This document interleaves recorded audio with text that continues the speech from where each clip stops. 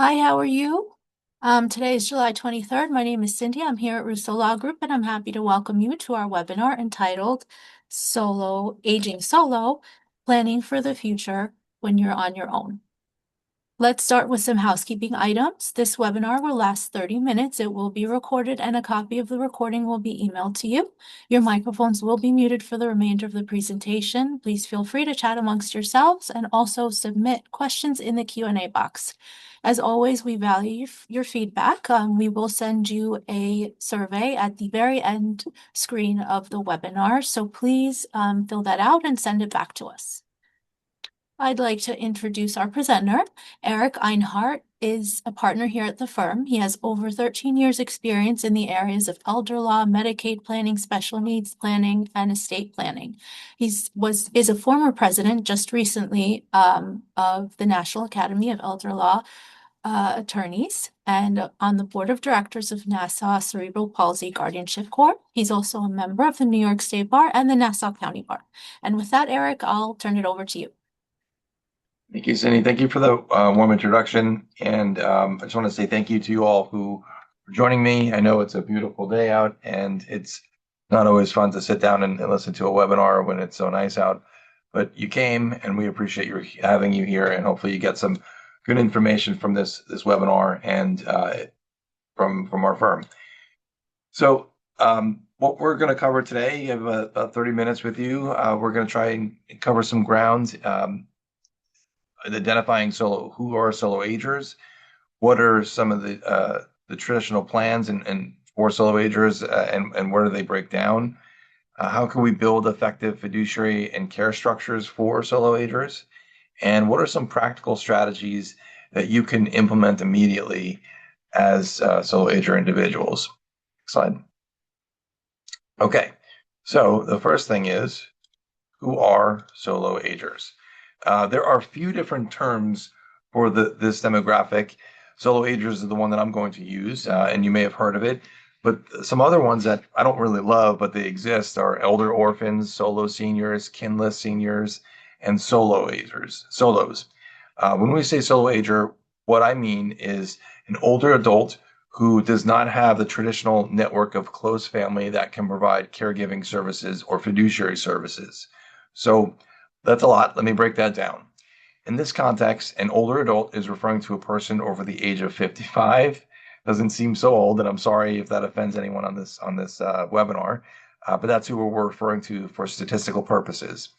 And in this context, the traditional network of support is referring to a spouse, a partner, and adult children. These close family members are traditionally relied upon by many older adults to step in as caregivers and fiduciaries. At least that's what we see in our world, elder law, estate planning, and special needs planning.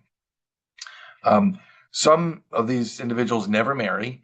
Some are widowed, some are divorced, and some are estranged from their families. Others do have children. Some solo agers do have children, but these children may be estranged from the solo ager individual. They may suffer from some sort of substance abuse.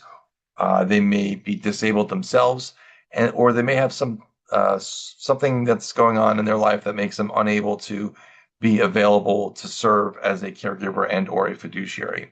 So it is important to emphasize that solo agers cut across all demographics, right? They exist in every socioeconomic group. We could have wealthy solo agers with tremendous estates, lower middle class retirees, lower income adults living largely on Social Security. Solo agers exist across all racial, cultural backgrounds, and across all genders. So, with that said, the common thread of solo agers is not necessarily who they are, it's what they lack. And that is a readily available, informal safety net of family members. And this lack of a safety net could magnify their risks as they age, which is why we want to pay special attention and identify strategies to help them. Next slide. Okay, so the missing decision maker. Now, I just want to say, before we get into other people that are going to make decisions, anybody who is an adult and has capacity they're their own decision maker, right? No one's going to tell you what to do. They shouldn't, anyways. What we're referring to when we say the decision maker, if you have capacity, you have the ability to understand decisions, and you have the ability to implement those decisions, then no one but you is making decisions about your own life. That's what it should be. That's what we believe strongly, and that's what we advocate to protect your rights as an individual. Unfortunately, there are a lot of circumstances in life where you will lose capacity, cognitive, mental, physical capacity, or your capacity may be impaired so much that you'll need someone to step in to help out making decisions for you. And for clients with traditional support networks, like adult children or a partner, there's usually someone who will step in, even if it's imperfectly. If it's a spouse or an adult child or a sibling, a lot of times someone will step in and help make the decisions when the individual is no longer in a position to do that. So even when the plan is weak, there's a functional substitute, someone who will fill in the gap informally. Solo agers, unfortunately, may not have that default replacement, no natural fallback, no one to step in temporarily to fix a bad fiduciary choice, or to potentially initiate a legal action, or to step in for an immediate caregiving need. So um,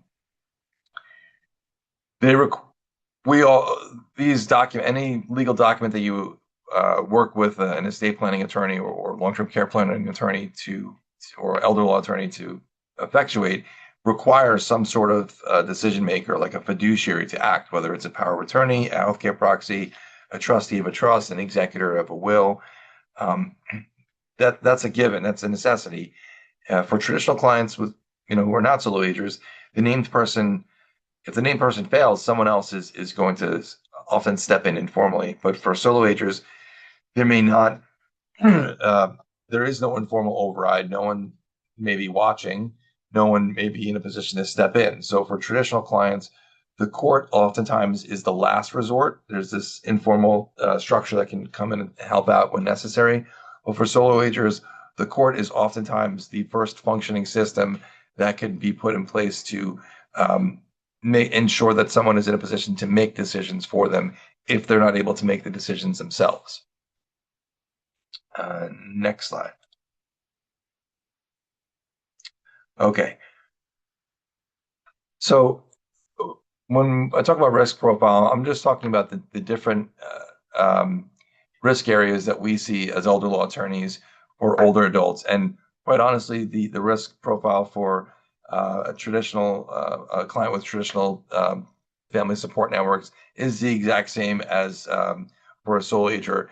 But what I see is in our practice is that sole agers typically have a heightened or magnified risk.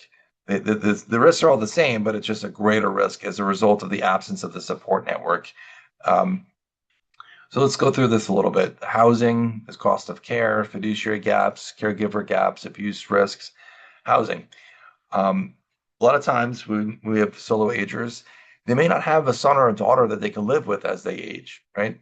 Or someone to help them find appropriate housing or to financially cover the cost of housing or to arrange and ensure safe measures being put into their home to ensure that their housing is appropriate. So, most people have this concern, but if you're a solo ager, your concern is a little bit more heightened because you don't have that support network to help identify, fix the problem or address the problem as it comes. Then there's cost of care.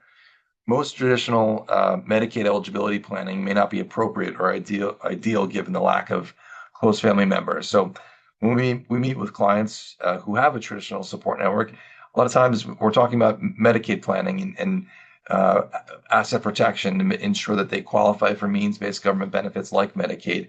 Oftentimes with solo agers, they don't have the same comfort level with those same types of traditional planning strategies because they don't have someone that could step in and to manage those resources or hold on to them in a protective way.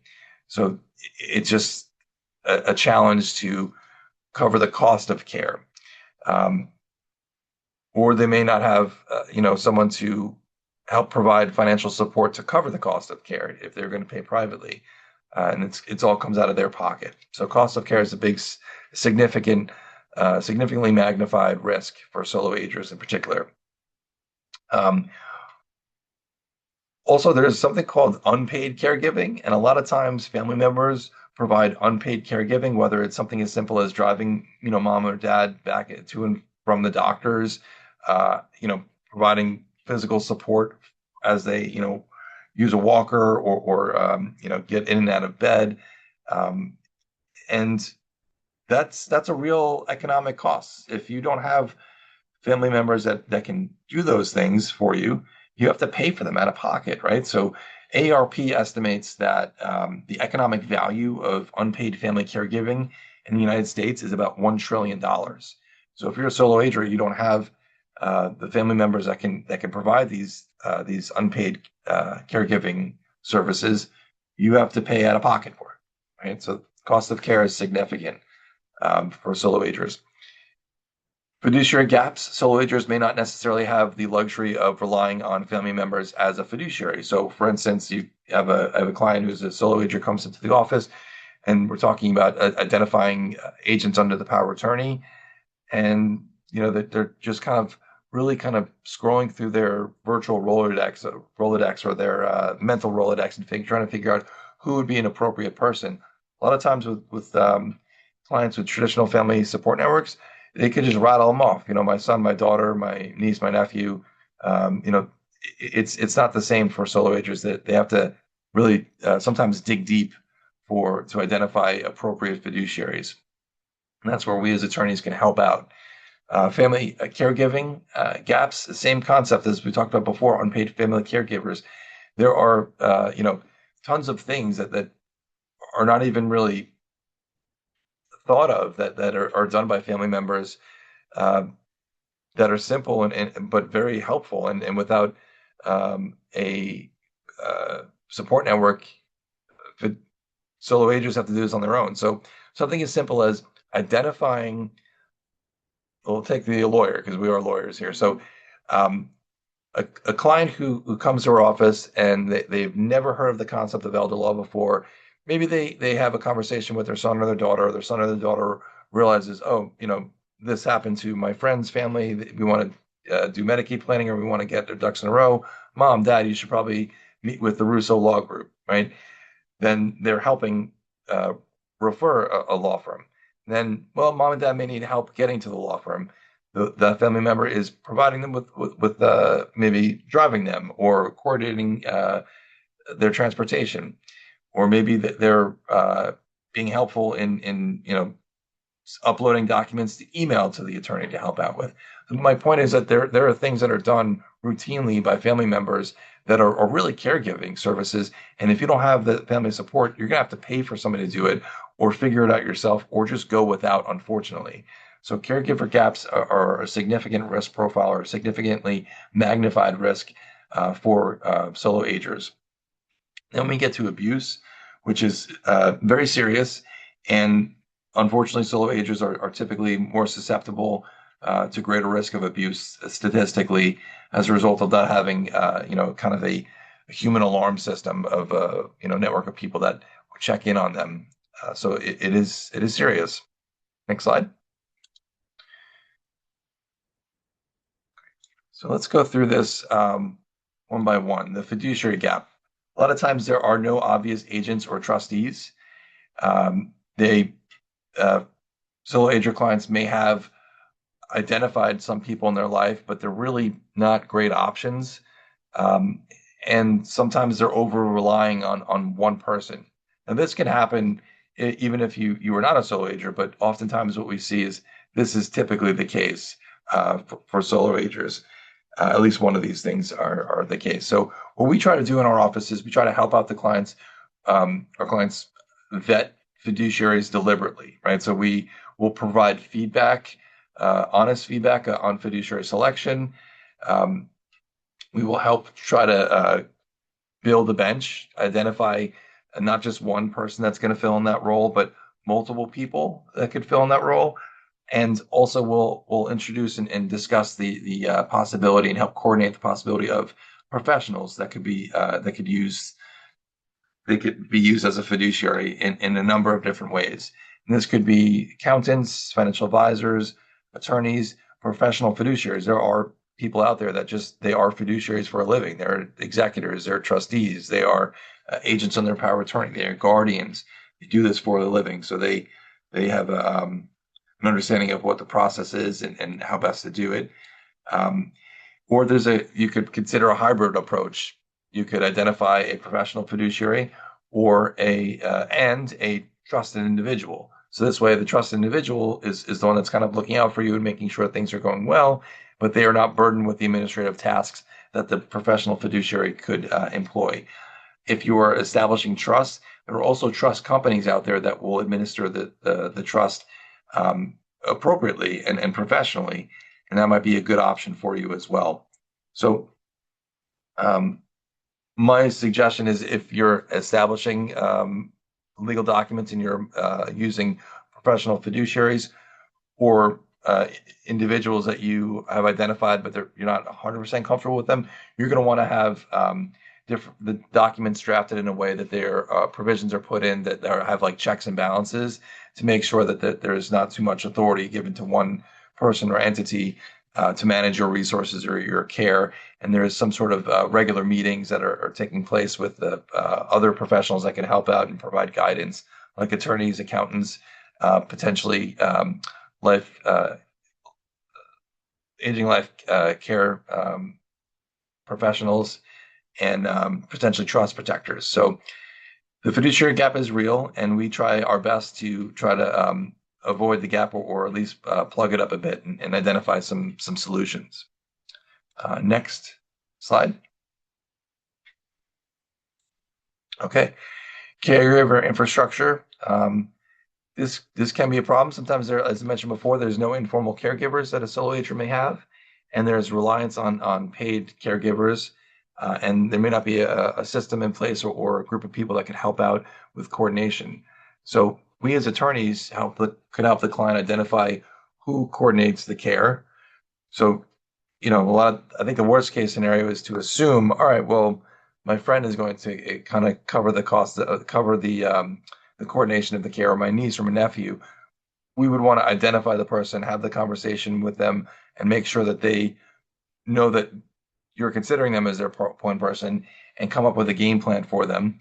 Um, we could incorporate care managers and support professionals, help clients separate fiduciary authority from care coordination, which could be very important depending on your circumstances.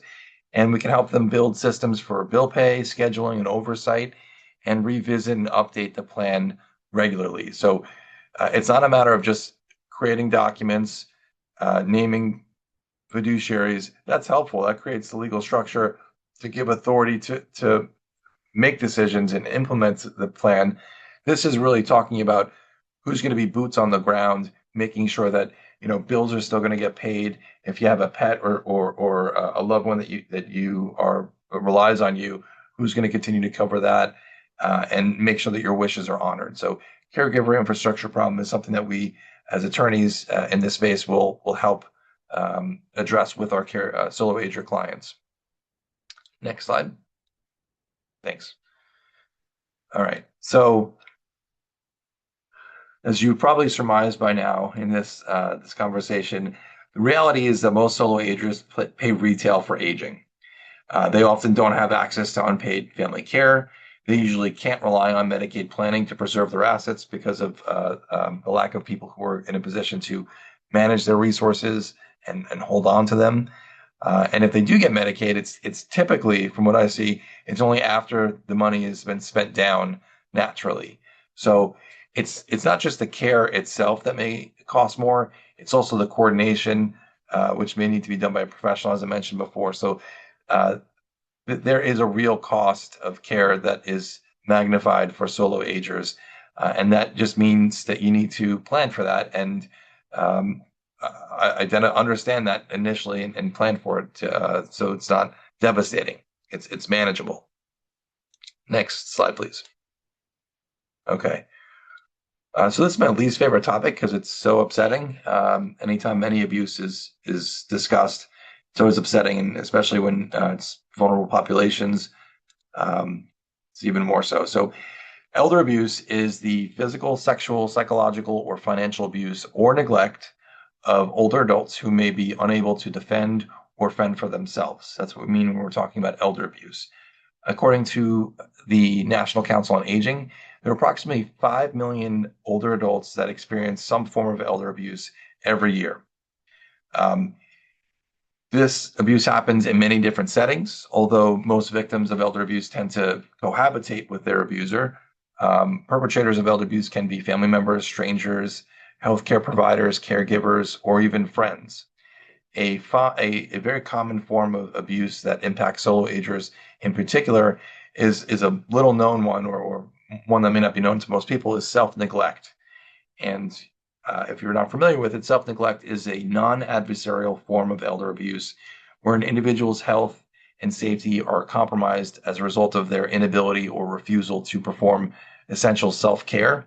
Unlike third-party exploitation, this kind of abuse is often a quiet crisis, and it manifests itself as a failure to maintain nutrition, hydration, medication compliance, or even a safe living environment. And this is prevalent in the solo ager community. Um, doesn't mean that everybody who's a solo ager is going to have self neglect, but it's more likely statistically to be among solo agers. Um, those who are aging without a spouse or adult children, and this stems from three primary factors that we can tell. I say we, I mean we as a society, not we as a law firm. The absence of a human alarm system.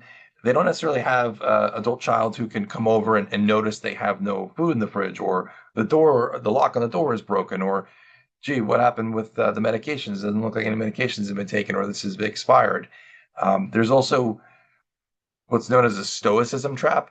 Many solo agers prize their independence, and they may view admitting a need for help as a loss of autonomy, and that often leads to the concealment of difficulties of managing their personal hygiene, their food intake, their medication coordination until a catastrophic event happens. So the idea I could do this on my own, I don't need assistance.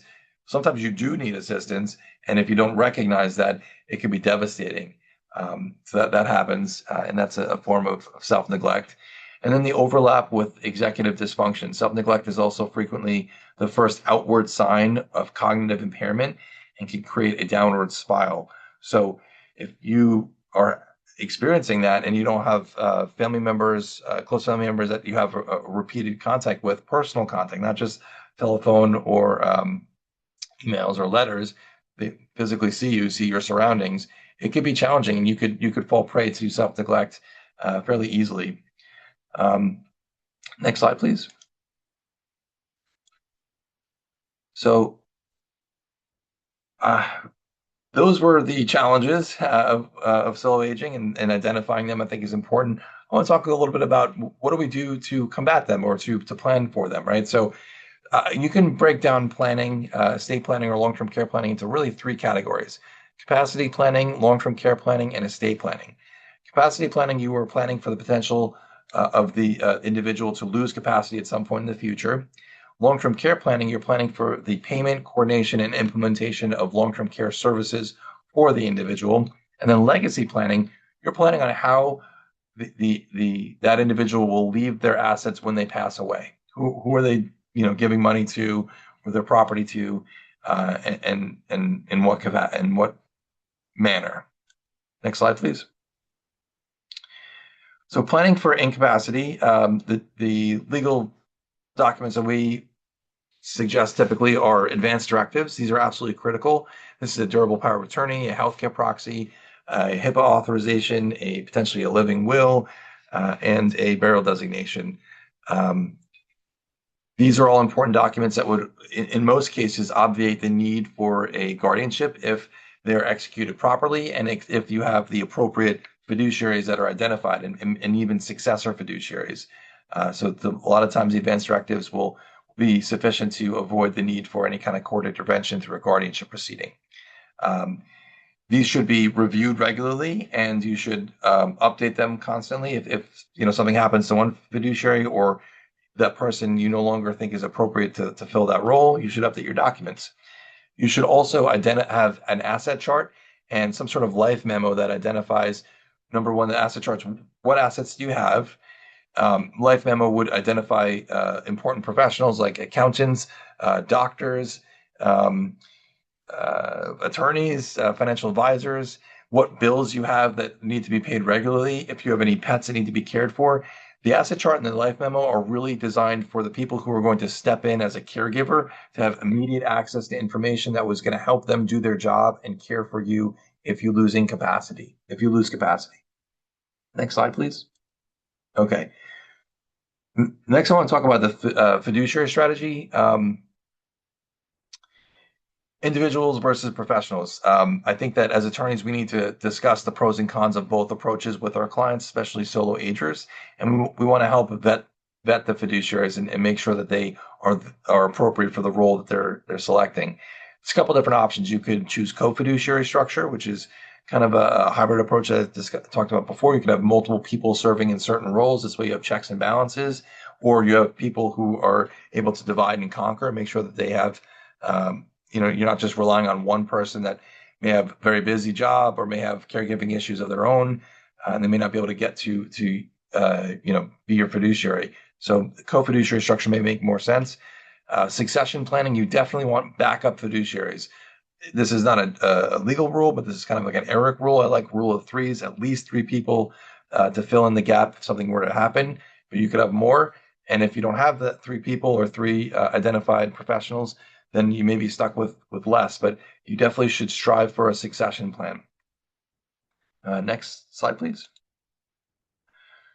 So what happens when planning fails? So when you don't have a plan in place and a catastrophic event happens or a slow decline to the point where you no longer have capacity occurs, then you're stuck with essentially there's default surrogate statutes. So for instance, there's a statute in New York, a law in New York, a Family Healthcare Decisions Making Act, that identifies a hierarchy of who is in a position to make medical decisions for you in certain settings, like a hospital setting or a rehabilitation setting.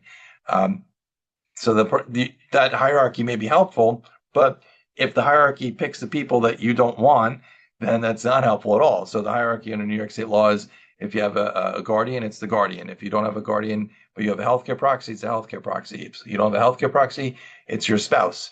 If you don't have a spouse, then it's your adult children. If you don't have adult children, then it's your parents. If you don't have parents, then it's your siblings, and then so on and so forth. But all the people on that in those different classes, they have concurrent authority to act. So if I'm one of six kids, if I have a situation where my siblings are that class, good luck having five of them agree on something, to make a decision about my healthcare. Meanwhile, I'm waiting in the wings for them to make a decision. So it really is important to have advanced directives in place so you're not relying on the default statutes. There's also guardianship proceeding, which is kind of the last resort in my mind of having a decision maker be put in place, but that might be the best option given your circumstance, and that would allow a court to make a decision as to who is your guardian of your personal needs and or potentially your property management.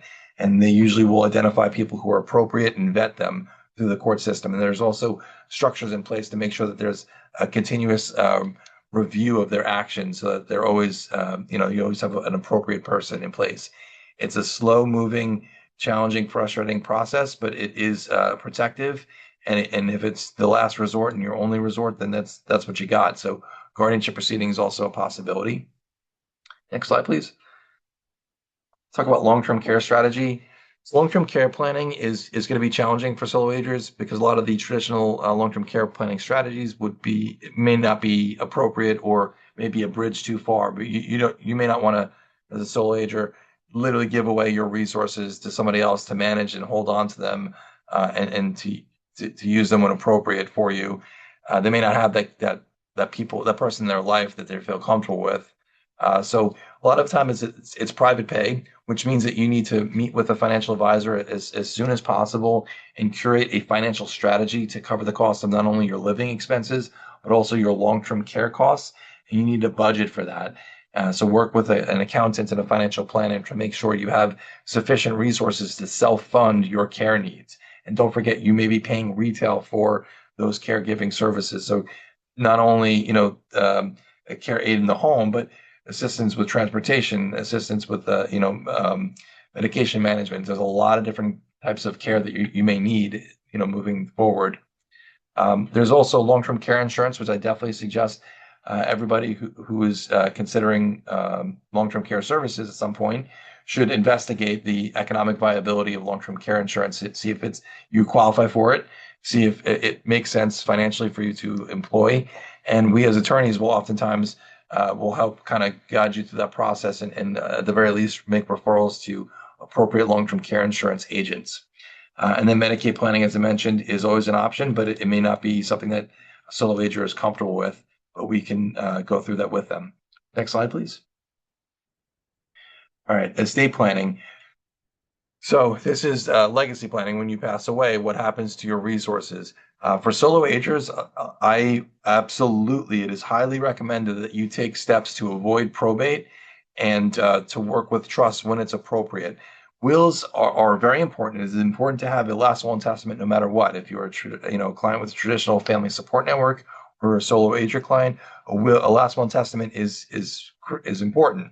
But if you are a solo agent and you have kind of family members scattered all over the place, it may be very challenging to probate your will because the named executor in that will is going to have to identify who these people are, where they are, and they have the ability to object to your will being admitted to probate. So it could be a challenging process that could take a long time, could be very expensive, and could be very frustrating for the named executor in that will. So I would definitely suggest working with trust and trying your best to avoid the probate process in order to administer your assets. And if it's not possible, then a will is definitely there to be helpful, but it could be a lengthy proceeding in order to probate the will, especially for solo agers.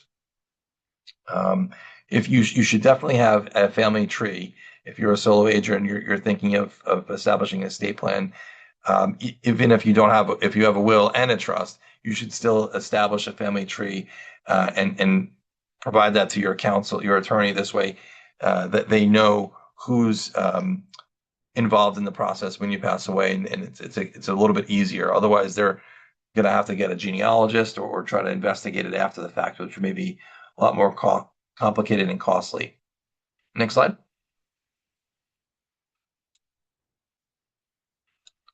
Okay, so I appreciate you staying with me for a little bit extra. It's about 3 minutes longer than intended. So just in summary, what we covered is identifying the challenges ahead as you solo age.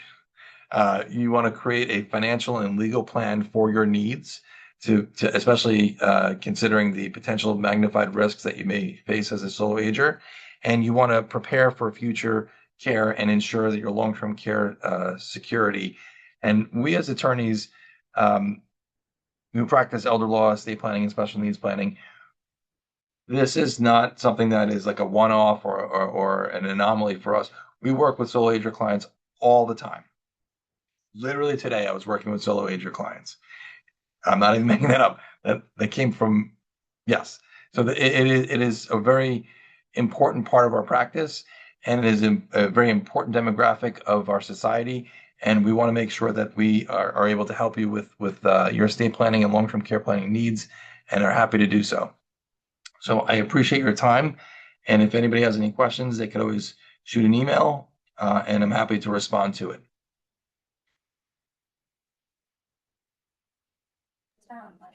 Thank you, Eric, for that presentation. I will collect the questions. I don't seem to have gotten any as far as I can see.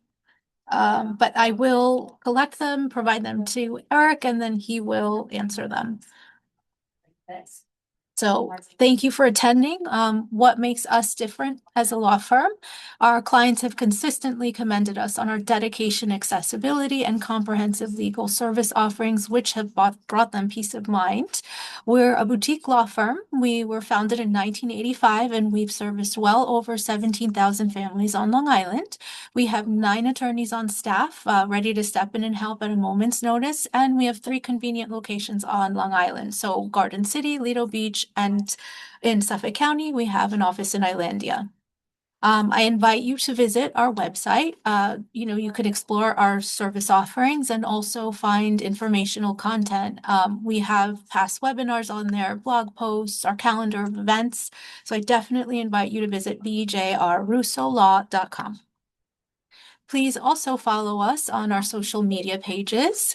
You could see what they are here. You could find tons of informational content on there as well as our CFN live posts and videos at our former webinars. Thank you for attending. Eric, I'll pass it on to you. You can also contact me at my email if you want to schedule an appointment with Eric. Eric, I'll turn it over to you to say goodbye. Thank you so much, Sandy. Thank you, everybody, for attending, and I hope you have a wonderful day and enjoy the rest of this beautiful sunny day. Thank you. Bye.